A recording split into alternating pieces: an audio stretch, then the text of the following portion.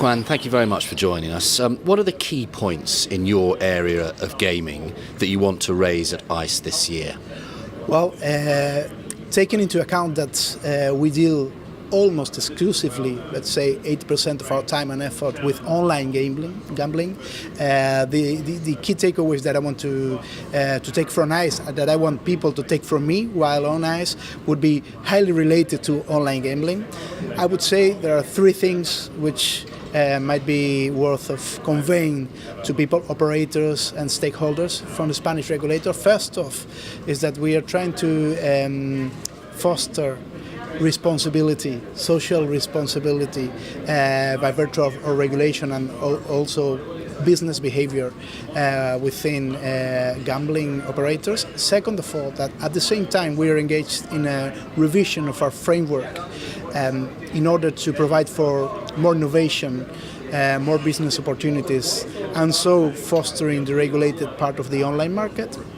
And thirdly, that we are quite busy with themes that have been touched upon in the conferences today, such as reconciling the data protection and anti-money laundering with the patterns of business and regulation in gambling. This would be my three takeaways.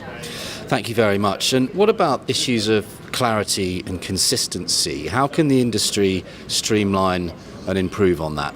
Well, I'm sure there's a lot of space and leeway to benefit or to improve from these accounts and so to benefit from other countries' experience. For now, when it comes to clarity and consistency, our main concern these days, and sorry to repeat myself, is how the GDPR, the General Data Protection Regulation, is going to be assumed or internalized, if you will, by operators.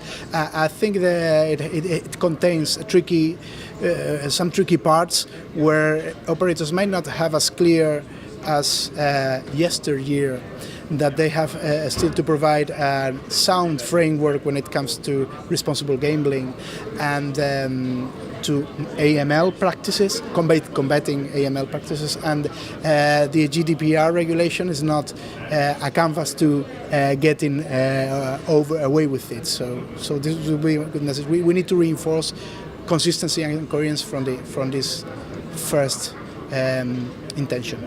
Finally then, are you satisfied that the dialogue between the industry and the regulators is sufficient? Can that be improved? Should it be improved? Well, I might say satisfied, not content. Of course, there's room for improvement, and I have no problem taking the blame as a regulator.